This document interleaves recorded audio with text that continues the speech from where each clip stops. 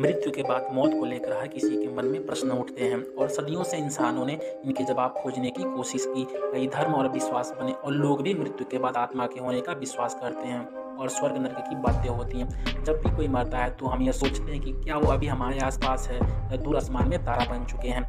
इन सभी के जवाब हमें गरुड़ पुराण में मिलते हैं, जहाँ विस्तार से लिखा गया है।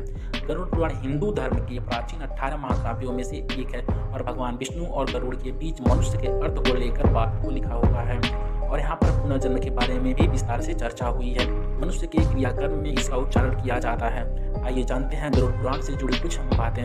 जब किसी इंसान की मृत्यु होती है तो हमारा रिश्ता उस व्यक्ति से टूट जाता है। इंसान की मृत्यु के कुछ घंटे पहले उसके पैर ठंडे पड़ जाते हैं। जब मृत्यु का सही समय आता है तो कहा जाता है कि मृत्यु देवता आते हैं और उसकी आत्मा को लेकर चले जाते हैं। जब मृत्यु होती है तो एस्ट्रल कॉर्ड टूट जाता है, जो एक तरह से शरीर व आत्मा के बीच कनेक्शन है। इस कॉर्ड को टूटने से आत्मा शरीर से मुक्त हो जाती है और शरीर से बाहर निकल जाती है। अगर लंबे समय तक आत्मा को शरीर में रहने पर उसको छोड़ने पर मुश्किल आती है, वो छोड़ने से मना करती है और वह शरीर से निकलकर इधर उधर गति करती है। जैसे हमारे लिए किसी की मृत्यु को मानना आसान नहीं होता है, ऐसे ही आत्मा भी शरीर की मृत्यु को मानने से इनकार करती है। लेकिन मृत्यु के बाद उसे ऊपर जाना ही होता है। आत्मा को लोगों को शोर, चाहे घर वाले हो या रिश्तेदार, सुनाई पड़ते हैं और वह चीख चीख के कहती है कि मैं मरी नहीं, जिंदा हूँ। उनसे बात करने की कोशिश भी करती है। जब शरीर का अंतिम क्रियाकर्म हो जाता है तो आत्मा मान लेती है कि उसका शरीर में रहने का माध्यम खत्म हो चुका है। जब शरीर खत्म हो जाता है तो आत्मा आज़ाद महसूस करती है। आत्मा 10 दिन तक अपने पसंदीदा जगहों पर घूमती रहती है, जिससे उसका सबसे ज़्यादा लगाव था।